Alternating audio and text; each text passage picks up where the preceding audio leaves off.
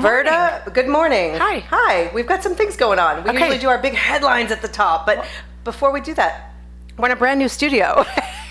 Yeah, So and it's I think a little it's funny. echoey. It's like moving into a new house here. So Verda Byrd grew up believing she was black, but 70 years later, she discovered that her birth parents were, in fact, white. Verda will tell us how she found out and how it's changed her life. Okay, and then Tammy Pescatelli, who's a long-time friend of yours and of our show, which I really appreciate that she's calling in today to talk about her letter that went viral to TVLand and the Dukes of Hazzard debacle. So she'll be here. She'll be joining us in a couple minutes. Plus, California Governor Jerry Brown signs a bill mandating vaccinations for schoolchildren, regardless of personal or religious objections. Dr. Suzanne Gilbert-Lenz weighs in. And I feel like I have to say it, but she's sitting in the room with us. I don't want to talk about her like she's not here. But we have Dani Klein Modisette, is that right? Modisette, sorry. She's joining us to talk about her book, Take My Spouse Please, and just to chime in on all of our broad topics and to bring some levity to the room. Brought the chime to Santa Clarita. Someone has to. Well, welcome. Thank you. Hi. Yeah, Hi. This is going to be amazing. It's gonna be. It's already amazing. Yeah, but it's just. No future tense. It's amazing. It is amazing. I mean, we're in an up and coming area of Santa Clarita, just north of LA. I feel up and coming just sitting here. Isn't it cute? I just feel up. Definitely up, and I'm just definitely up. coming. Oh, sorry, wrong show. Okay. It's 10 o'clock hour. Whoa, too early. Daytime. Wait, we don't want to take too much funny away from Tammy Pescatelli. Yes. Tammy, are you on the line with us? Yeah? Good morning, Tammy. I don't hear Tammy. Oh, Tammy. I don't want to take the funny from Tammy either. But Tammy, I will if I Tammy, have to. I know she's probably Tammy's going to She's on find the the line? funny, but find the funny for us. apparently the. Okay, All right. Tammy's calling back. So let's tell our Let's set it up. Our So viewers, Tammy I was writes gonna say. this open letter to TVLand. Right. So back up a little bit. So with all this mishmash about, I was going to say Michigas because I'm a Yiddish Jew. She's hilarious. We should have a blooper reel for this show. So the Confederate flag has brought up a lot of issues and concerns for people, and it's been yanked because of what happened down in the Carolina state. Well, it should have been yanked years ago, but that's a whole other topic. Well, so what's happening now is that Dukes of Hazzard, the General Lee, because it has the Confederate flag, has been pulled, and Tammy wrote an open letter to TVLand about how ridiculous that is. And It so, was ridiculous to pull it. She feels Yes. it's Yeah. ridiculous. for to Dukes pull of the Hazzard, show? yeah. Okay. I mean, how great is it that Tammy's probably listening right now going, can I speak? And we're having technical issues. But Now wait, Tammy Pescatelli, wasn't she on like Last Comic Standing? Yeah, that's yeah. She's awesome. And she's fantastic. She has her own. She had her own special, right? She did. Stand Up Mother. Stand Up Stand Mother. Up Mother. All right. Yeah. Okay. But I mean, what are your thoughts on the Confederate? About not a Dukes fan of the Hazzard. Confederate flag. I think I'll go public with that. I'm going to come out of the closet. People have been and say, wondering about your yeah. thoughts on that. But no, but I too think that it's, to wave it proudly is an issue. But characters are characters. They're TV Well, wait a characters. minute. Also, are there no editors? Can't they just edit out the Confederate flag? Do we have her? Well, she's calling. Okay, we're getting the hand signal, but we're repeating Can't we it. just edit that out? I mean, I guess it's like a big job to edit out from every single open. But It's some in the people opening are credits. Some Apparently. people are putting the rainbow on instead. But and I that's think really I making think the people point, crazy. and when we get Tammy on, I think the point is we're going to have to alter history. I mean, it's that with every racist comment, with every bigoted But don't comment. they actually air All in the Family as well? Right, and the Jeffersons. Yeah. I mean, I think that we can go Right, back to but every it's a little show. different, ladies. I mean, All in the Family and the Jeffersons, they were in on the joke. They were holding up a mirror to society. They weren't. Oh, Yay! hey, Hello, Tammy. Yes. Hello. Hi. Hello. Welcome to Hi. our new studio. Oh, that's awesome. Congratulations. Well, thank you. And we were just about to get a styrofoam cup and a string to make sure that you were good to go. Well, I did send you a hot air balloon. Well, with a thank you. message, so. All right, so I put Tammy, a tell us message in the bottle. about your letter to TVLand. Oh, well, wait. It's not just a letter to TVLand. Well, It's a letter to TVLand that ends up being a letter to Viacom that ends up being Viacom owns Comedy Central, so it's truly the death of my career. Oh, wow. But, look, I'm so tired of political correctness to a ridiculous sense. Everybody is upset about the flag, and it's whether what my politics are or aren't in any question in this matter. I always thought it was odd when I would travel and work in the South. I definitely didn't see a point of it ever being on a state building or anything like that. To that point, I never noticed it on the General Lee. I mean, I know it was there, but it could have had flames. I didn't know that A-Team had a bubble window until someone just pointed it out to me on their van. I don't know. And so when TVLand pulled the Dukes of Hazzard off, I just felt like we should really take a look then, because if TVLand is going to pull the Dukes of Hazzard off because of the General Lee having the Confederate flag on it, well, then we're going to relook at everything, because Archie Bunker said racist things, and then they talked about him, and George Jefferson said racist things, and they talked about him, and Fred Sanford, and you can't even call the Beverly Hillbillies then, so you might as well take them off, and on, and we should probably ban cowboy hats now, to be honest with you, because that's a symbol of when the Cowboys defeated the American Indians, and now look where we are. So if we start doing all those things, I just thought that we were getting to a level of ridiculousness. And it went viral. What's the backlash been? Because I know you said that it got to Viacom and Comedy Central, but what's the backlash been? Not much at all, really. There's been very few people that were against it. The fact is that the most that people will bring up, and they'll say, well, churches are being burned, and you're talking about reruns. And to that point, I can only say I'm a comic. I can't address. I'm not talking about racism. I'm really, truly talking about censorship, which is dear to me because I make my money with my words. Right. I'm putting my mouth where my money is and stopping that. I can't, as one person, address all those things. I'm not the news. But we're looking at things that, as someone, how do we go forward?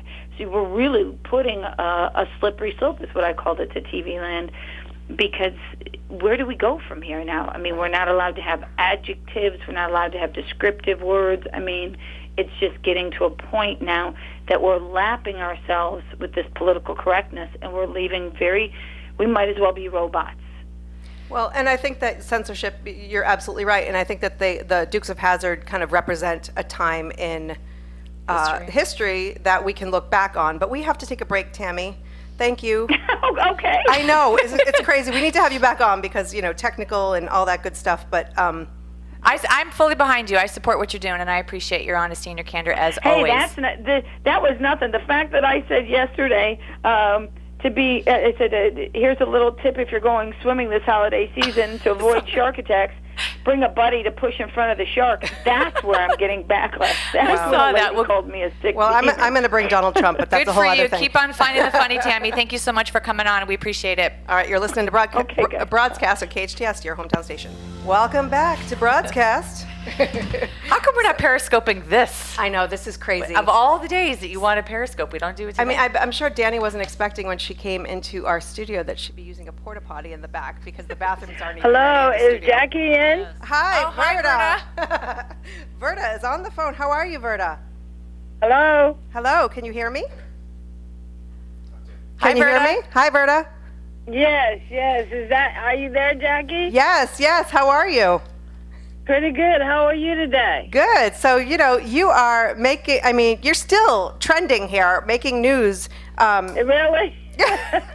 It's crazy. So, I know we talked about this, but why don't you just kind of update people? I mean, you grew up, you were adopted by a black couple as a toddler. Yes. And you believed your entire life that you too were black. Yes, I did. And then what happened? Well, growing up in Newton, Kansas, and then getting to be age 21, and my adult world began, and I continued in the black society and black churches and black community social activities, and everything was just black to me. Mm-hmm. And then in 2013, when I got the notion to find out my birth mother's name and any information I could get about my adoption, I began that process. And you found out that they were both... 2014, February 2014, I get the adoption package and all the information that I needed about birth mother Daisy and siblings and adoption documents. I received them, and then I was, overwhelmed. So you find out that both of your biological parents were in fact white. And so what was your first reaction? It was just overwhelming. It was just totally overwhelming because I didn't even know their names, much less what nationality they were. Right. It's already overwhelming probably to get any information about birth parents, never mind that. And how did you have a daughter? How did she react? Oh, she thought it was amusing. She said, well, knowing me and the way I reacted things, she said, well, don't worry about it. Everything will be okay. And it has been. So, Verda, this is Kim. Nice to meet you. Thanks for coming on. Does it change anything for you that you have this your background is different? Does it change my life? Well, just your perception about who you are and how you were raised, or no, I have no change in my attitude, no change in my behavior, because I'm still the same person, and regardless of who I was born to and raised by, as an adult woman, my behavior and my life has already been, a certain way, and I want to continue to have it that way because I enjoy my life and I like who I am. And how have people responded to your story? I mean, it kind of obviously it came on the heels of Rachel. I can't even pronounce her last name. How have people compared you, and how's the reaction been? Well, there's been a lot of positive comments. People like my story, but on the other hand, there's been a lot of negative comments about birth mother Daisy. The change with me has been none, but society nowadays, with the open adoption records and biracial marriages and births and everything, it's changed from the 40s when it was negative. Right. So race nowadays is more open and discussed, and we talk about things openly now. Mine was a closed adoption in the Missouri, which was a segregated state, and times were very different then and very hard financially. We go by what's on our birth certificates, the names on our birth certificates, but a lot of people are saying, well, you can't go by that anymore. I don't know what else to go by. Right. But that's where it is. That's my take on that right now. But Verda, we talked the other day, and I just loved your energy and just like you were saying a few minutes ago, you've taken this situation where some people would maybe go into this, I don't know who I am, I don't know, this is the way I grew up. You're just taking it in stride, and you are who you are. It hasn't changed you, of course, and I just think that you are an example for other people who go through something that maybe in their families that, you just keep on keeping on. Yes, and to me, that is me. I was born with a different name. My birth name was totally different than what I have had for the last 70 years. Right. So I'm Verda, yep. And I've always been known as Verda, and that's the way I'm going to be, and it ain't going to change. Well, we think you're fantastic, Verda. Thank you so much for joining us today. We got to take Oh, a you're break. welcome. You're welcome. And have a- anytime. I hope your listeners understand this is a positive thing. Absolutely. Any adoption is a subject that needs to be talked about more. I think, but it's open now, not closed like it used to be. Well, we'll have to have it come back on when we Exactly. do an adoption show. It's very close to our hearts too, Verda. So thank you so much. Have a great 4th of July, and we'll talk to you again, okay? Thank you. Thanks, Okay, Verda. thank you. All right, you're listening to Broadcast on KHTS, your hometown station. Stay tuned after the break. This has been such a funny day. I feel like just everyone talk about the line, the planet's not like Mercury retrograde. Yeah, It's not retrograde, It's though. not. I don't know what's Not. happening. There's no planetary excuse for today. Yeah, it's the holiday weekend. I think It's a maybe holiday that's weekend. Yeah, people I are think drinking early. people are drinking. I don't know. It's a but brand new studio. I mean, seriously, there are boxes in the hallway. Yes. So it's oh, there's a box behind me. So This has been a very fun day, but everything so far is working out. So we've got yeah, Dr. we're just cutting off our guests way too soon. So we want to expand on their conversations. I But know we have like living in a fishbowl here. yeah, Hi, so people in here. California, Jerry Brown signed the bill that says there's no excuse. Your children have to be vaccinated, regardless of personal and religious objections. So California used to be pretty liberal with that, and now they're one of 3 states. Who has the religious objection to?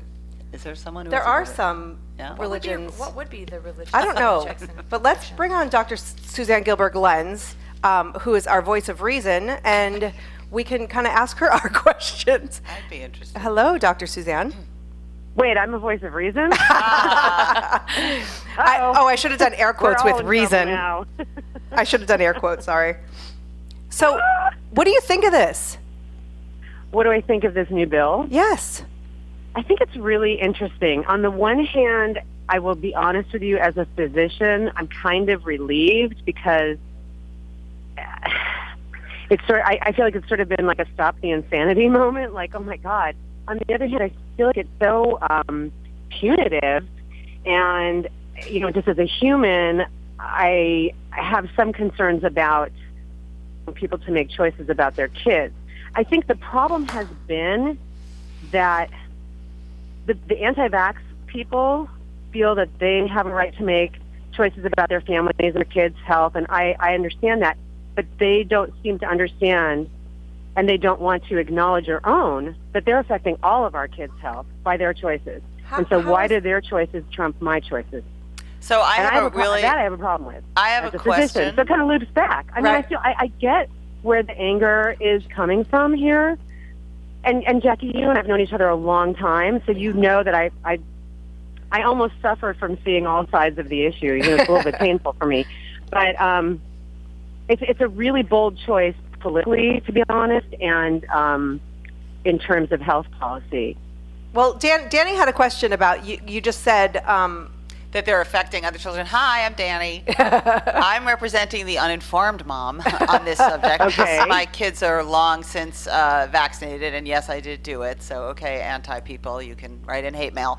But my question is, so if I chose not to vaccinate my child and brought him or her into school, and everyone Right. else is vaccinated, who cares? Like, why? Because the issue is this: in the past, Dani, we all were benefiting, including a lot of these people who are not vaccinating their kids, from something called herd immunity.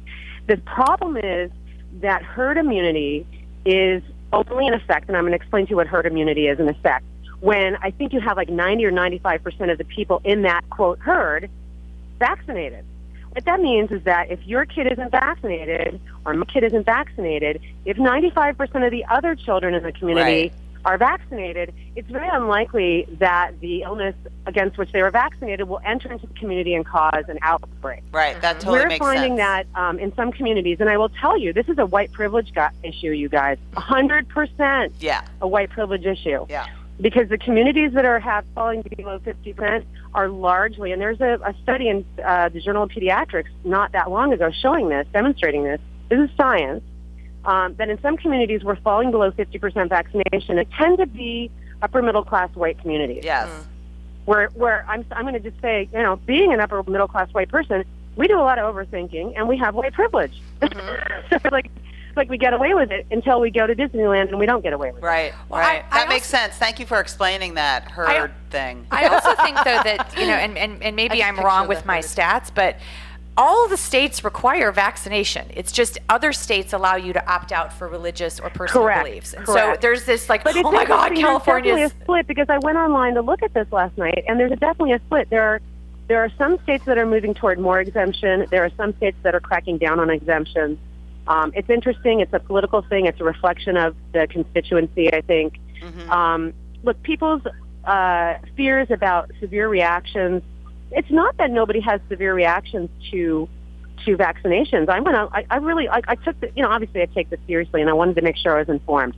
The truth is, again, evidence shows, and I was looking at the WHO website, okay, the World Health Organization website, and I get to be a conspiracy theorist and feel that they are trying to kill us, but I'm not going to go there. I think that's, BS. That's just not accurate. The WHO data shows that the people who are most at risk for severe reactions are actually adults, not children. It's adults who are getting boosters. So they really are trying to kill us. Rates are exceedingly low. I mean, on the order of less than 1 per 100,000 to 1 or 2 million. Right. It's very, very infrequent.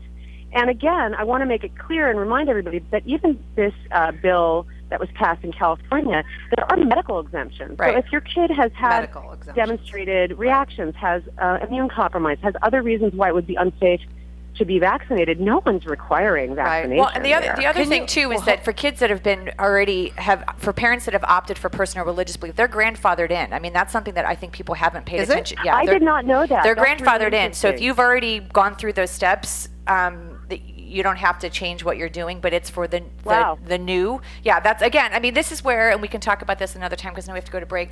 People only read the headline. They don't read all the way, not you, Suzanne, but you don't always do all of our due diligence. But wait, we do have to go to break. Dr. Suzanne, will you stay for just a few more minutes? Because I do want to ask you about Gardasil, because that's constantly Yeah. Okay, we'll be right back. We're going to take a break. You're listening to Okay. Broadcast on KHTS, your hometown station. Still have Dr. Suzanne Gilbert-Glenz on the phone. I think I started talking too soon. But so, Dr. Suzanne, you're still there? Hello? Dr. Suzanne? Hi. So Kim was just saying before the break that there's a grandfather clause here. Yeah, we're not sure. It says that the bill writers want to make it clear that students whose parents have claimed personal belief exemptions will be grandfathered in. That means more than 13,000 children who have had no vaccinations by first grade won't have to get their shots until they enter seventh grade. So we don't know for sure if that covers just that student or all future siblings as well. That I'm going to have to do a little research on. But I don't know. Yeah. But and I wasn't aware of that at all. But so with these vaccines, my kid just had his 11th, and you have an 11-year-old, right? 12. 12. So, the whole HPV vaccine conversation came up. And they're like, next year, we'll be giving him that. I'm like, what would he mean? I got to talk to Dr. Suzanne. Is that, talk to me about this, please. Is this really necessary? Is it safe? As a gynecologist, I have a very strong opinion on this. And you and I, Jackie, I think we first met when this was being debated very hotly, and this is probably 7 or 8 years ago. Yes. The vaccination had just come to market, and people were very concerned because they were concerned about vaccinations. My feeling was also that it was this very explosive combination of vaccinations, sexuality, and children. I mean, whoa, that's like way to cause parents to freak out, right? Like, oh my God, my kids are never having sex. Guess what, folks? As a gynecologist, I'm here to tell you, your kids are going to have sex. Clearly everyone except for mine. Are they going to have sex at 12 or 13? Some of them are. I mean, most of them aren't. Here's the deal. At this point, we now have reams and reams and reams of data. We have millions of documentation, documents on the number of people vaccinated and untoward effects. And really, it doesn't add up that this is a problem. Really, there's no reason not to give your kid Gardasil.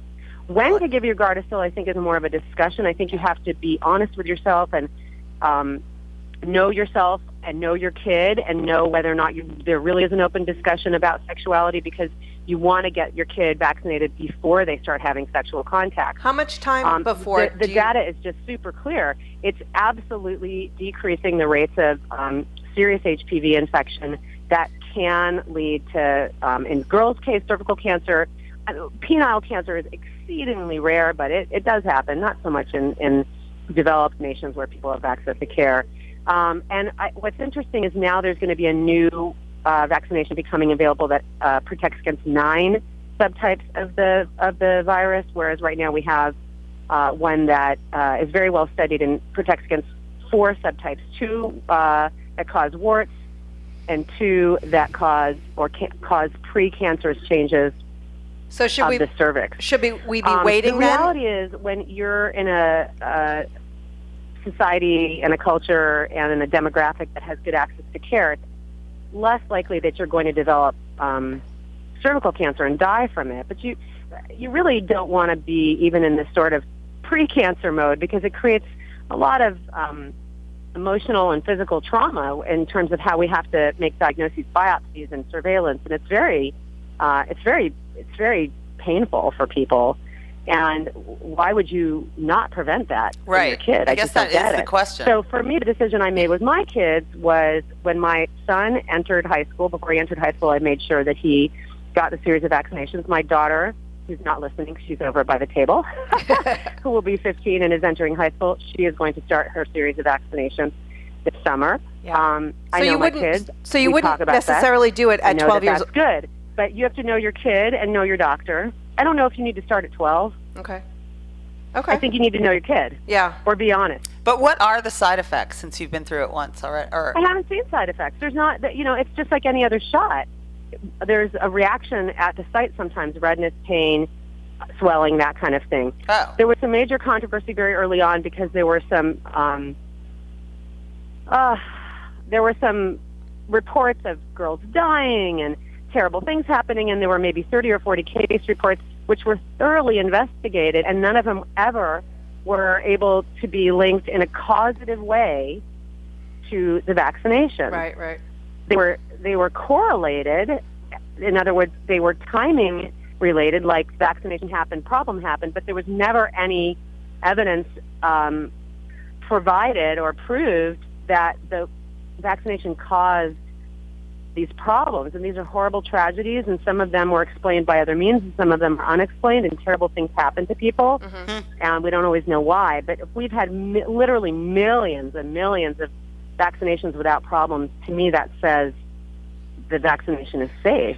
Dr. Suzanne, we have to go to break. We're going to let you go back to being with your daughter. I just want to make sure that listeners that just chimed in, that this vaccine is not what we're talking about in terms of that the government No, is mandating. right. I just want to make sure. Communicable diseases. Yes. Yeah. Thank you, Dr. Suzanne. It was We love great having talking you. to you as always. You guys you are the voice of reason for us dummies here. at the- Reason with air quotes. Yeah. And then we're going to come back and talk to Dani, who's been sitting patiently. I've been here. so All right, bloody take patient. my spouse, please. So we'll be right back here on KHTS, your hometown station. Okay. Wow. Welcome back. No pressure there. I gotta say, I love your interstitials. Oh, Whoever that thank guy you, is, thank you, I think Andrew. we should live with him. Andrew Bowen, he's our VO guy. He's reading some more this weekend, Oh, right? they're very funny. I just told him that right now. Okay, good.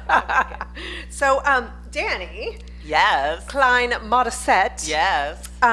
your book, Take My Spouse, Please. Please. Please. I wish someone would have taken mine years before I dumped him. Okay, so the funny thing, though, I have to say about that title is it is a pro-marriage book. Everyone comes up to me, and I was at a couple of book events in New York, and women were coming up in droves, make it out to my husband, make it out to my husband. And I'm like, you realize this is like, it's a very positive message. It's totally like, let's do our best to stay married happily message. But I love That's how right. it started, because you know, the beginning of the book, you talk about this moment that you're having and marriage and, are wedded unblissed maybe. And then you literally get bonked on the head, or, metaphorically and literally, by performing stand-up comedy, UCLA 1999, a class you were teaching. Yes, my syllabus. And True. this suddenly became a book. Yes, because I realized I mean, I was very upset in the moment, and after one of those kind of brutal fights, which maybe only we have, and Yes, it's only you. yeah, only me, and I was thinking, oh right, people used to always say to me as a comedian, like, stand-up comedy, that's the hardest thing in the world to do. I could never do that. That's the hardest thing in the world to do. And as I was laying in the fetal position, I was like, really? I think maybe marriage is a little harder than the stand-up comedy set. And so that's what made me think about, oh, well, I wonder, like, that thing that people say is the hardest thing to do in the world, I wonder if there isn't information there that could actually help what for me is the hardest thing to do in the world, which is to stay happily married. I mean, I think I want to make the distinction, like, you can stay married. People Right. stay married, but Yes. the idea is to stay happily married. So that's what I set out to research. And so you believe that the rules of comedy will actually help a marriage? I do think that when you break down what creates laughter between a couple, that the laughter is ultimately a byproduct of all these other elements that are actually used to create comedy. So to explain, the importance of listening, I break down all the different components that you teach a comedian in order to move an audience to laughter. And so many of those are relevant to a happy, healthy relationship. So you have to show up. You have to show up for each other. You have to be in the room. I mean, that's like chapter one. Right, If right. you're not there, Yep. present for the other person, forget it. There's not going to be any laughter because you're not even in the room together. You're not. And your husband was a big proponent of showing up. Yes, my husband, before we were married, I do tell that story of like, and I had been on the road for 10 years. Like, I really showed up for me. Right. And an audience. I knew how to show up for an audience. But in terms of like my relationships, I was like, yeah, wherever I was good. And then I was gone. And I was very comfortable with that. And that's not unique to comedians. Like, that's kind of who we are. So you're That's saying not unique to, I mean, that's not unique to a lot of people. Right, that's not unique to a lot of people. When Well, you yeah. design a life, Especially in that Los Angeles and entertainment. Yes, absolutely. We're highly immature. But anyway, I had been with him and at his house, and he got a phone call from his friend, and the friend was upset because the wife wasn't going to go to this Thanksgiving dinner. Because she didn't believe in Thanksgiving or whatever. She was a Wiccan, I think, or something. And he hung up the phone, and my husband's really upset. And I was like, whoa, what's the problem? And she said, well, you have to show up. That doesn't matter whether she believes. You show up. That's what you do. And I just remember being like a dog hearing a strange sound, like, oh, The my RCA God. dog. Is that what you do? Oh, that's what you do in a marriage? Wah, wah. I gotta work on that one. I don't So- want to do that. Yeah, that sounds like you have to be like generous of spirit and interested in like commitment. Oh my goodness. But do you find, like, when you and your husband are arguing, that you crack jokes or that you try to find funny moments within an argument? Well, that, he does now. I mean, Yeah. that's the interesting thing about having done this work for a couple of years is that it has affected how we communicate. But if he's laughing at you while you're, Okay, pitching a laughing fit about at you. Oh, yeah, well, that's so different. just talk about that distinction, because No, I know there's- that there are some times where you just want to be heard and you don't want anyone to make light. Like, I'm frustrated sometimes when I'm trying to be serious and someone tries to find a joke in it. I'm like, not yet. I'm not ready. Let me just be pissed. Let me just cry. Don't find them funny yet. Like, Okay, well, first of all, the fact that you can say that is really, really healthy. Just that you can say, like, not yet. Yeah. Because not yet, by the way, is not, don't ever effing say that. Right. You're saying not yet, like, I'm not ready. That's about timing, and I have a whole Right. chapter on timing about Right. when it's appropriate. But in terms of creating laughter We itself, just got the eyeball. I got think the we're not eyeball? even supposed to. We're not even supposed to reference that F thing. Okay, so. sorry. I meant fun and fudge. Exactly. I don't exactly. know what anyone else was I'm with thinking. you too. Okay, follicle is what I was referring to. But in any event, so there's two types of humor within a marriage, and one is kind of referred to as affiliative, which creates a bond and creates perspective, and then there's that are antagonistic, Right. which is sarcasm and mocking. Oh, yeah. And, Mocking, yeah. The latter is going to get you nowhere. And I do thank you for bringing that up, because I think that is such an important distinction for people. So I'm not saying like laughter at any cost, like you Right. fool. Just to lighten it up a little bit. It's- We have to go to break, but okay. we're going to talk more and more and more about Take More My and more and Spouse. more. Please, as I knock Kim's glasses off. We'll be right back. Welcome back. Welcome back. So Hi. we're still here, if you're just joining us, with Dani Klein Modisette, author of Take My Spouse, Please. Hold that up so the YouTube audience can woohoo. And we have a link on our website so you can buy it. Please do. Buy the two. paperback is coming out in July, right? Yeah, July Okay, 7th. July 7th. Awesome. Yeah. So what is something, like, what's the most, you did this, but you got to learn a lot about I marriage. learned a ton. So I guess what my takeaway for myself, Right. was you never regret what you didn't say, but you might regret what you said. So it's important, like the distinction between being a comedian, who you're all about being spontaneous and impulsive and saying whatever comes to you, and that's what an audience is paying for. That in a marriage, you don't need to say every single thought that comes into your head. That's like that concept of think before you speak. My dad used to drill that into my head, and I never understood it until I got older and realized that my words can be used against me, and Well, yeah, but and- just in every, not even just from as an adult, but in relationships with my kid, like I take a breath and count to however many minutes, seconds you need to contemplate. I need to learn. Right, but I think like in a marriage, you get, just in order to sustain, like you get relaxed. Hopefully you have some degree of like relaxation, and it's a little bit dangerous because Right. you don't want to get so relaxed that you're like telling the person things they don't need to hear, or something that might be unnecessarily hurtful. So, Right. Does it have to be said? Does it have to be said by me? Does it have to be said now? Does it bring value? Right, right. Yeah. What's the wardrobe thing? Oh, so it was very interesting because my kind of throwaway idea was this idea of image, which comedians, obviously, you have to be conscious of your image. An audience makes an opinion about you from the minute they see you before you speak. And so I thought, oh, well, I should throw that in the mix and see what happens when I was interviewing, like, 100 couples. And it was so fascinating to discover that wardrobe isn't so much about the actual garments themselves as what it says that you're willing to do for your spouse. So it became about what effort you're willing to make, and whether or not you're being seen by your spouse, and how much you care, and how much you're willing to compromise, and what you might actually learn. Like this one couple, he would say, oh, anything she gets me, initially I would be like, I'm not wearing that ever. And then it became like his favorite shirt. Right. So there's that idea. Because of her reaction to it? No, just because he was ego, just because like, no, I didn't pick that and gonna I'm not tell- wearing it. Oh, I and see, then I see. of course it becomes like the favorite garment. So I think it was so much more complex than I thought. Or like acceptance. There was one couple where the guy, even he's 50, wears like rock and roll t-shirts.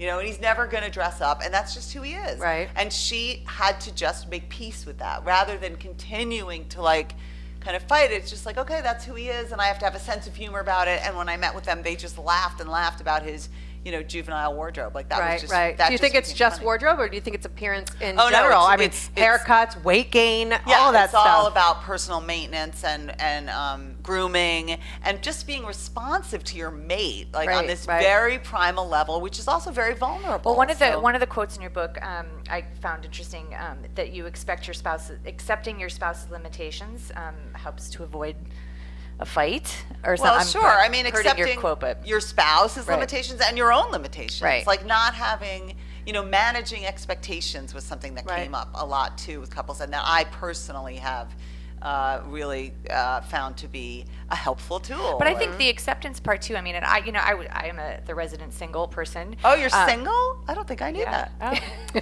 That's why you're so hot. Help. But I mean, I didn't read this from a marriage spouse point of view. I read this from just a relationship point of view, and so I think that there are takeaways from it that for people that aren't married Absolutely. currently, or looking to them. And I off camera we talked about my girlfriend that's getting married. I mean, it's hilarious. I know that she would love it, but I think that there's something to be learned from having open dialogue about relationships, regardless if you're married, divorced, single, dating, Oh, whatever it is. absolutely, And I loved absolutely. one of the other things that you wrote, suggestions that have the possibility of failure takes the pressure off doing it perfectly. For me, like I loved that resonated with me just as a woman, that I don't have to do, that there's always a little bit of failure, and that, that relieves Oh. a little bit of pressure. Yes, I would say the 50 to 60-year-old marriages, they had no expectation of perfection. Right. Like their expectation Yeah. is, can we still enjoy each other? Can we share a meal? Can we have respect? Can we still find enjoyment and laugh? And yeah, you're going to make mistakes. You're human. And I Right. think Right. couples of my generation and younger, we're kind of all fed this like happy and Yes. it has to look like this and lean into your marriage for God's sake, and it's not, you can't, God. it's like Help me. exhausting and you can't. One of when I used to go to breakfast and I would watch these old couples, both reading their newspapers at breakfast, totally ignoring each other. It used to drive me batty. I'm like, how come they come to breakfast and even talk to each other? And now I'm like, God, isn't that lovely that they can just come and Yes. share a meal and Except just, they're judged if their news is on their phone, because then they're absent. That's a whole other. yeah, but I just mean that people can be safe in their space and just, 30 seconds, not Oh. even. My Oh, gosh. my gosh. Danny, Klein, Modisette, thank you. You are welcome. our first guest in our new studio. Sorry Very about the porta exciting. john. It's very exciting. Take My Spouse, Please. Yes. It's on Amazon. It's on Barnes what's the- & Noble. Barnes it's & Noble. everywhere. Everywhere. Yes. DannyKlein.com. Excellent. Lots We of are fun. so grateful, and I'm going to buy it now, and I'll buy an extra one for my husband. And thank you for your boys that were so delightful outside the studio Oh, taking thank pictures. you. Yes, my Yes. little. And have Thank a you. Happy Fourth. happy and safe Fourth, everyone. Fourth. We'll see you next time. All right.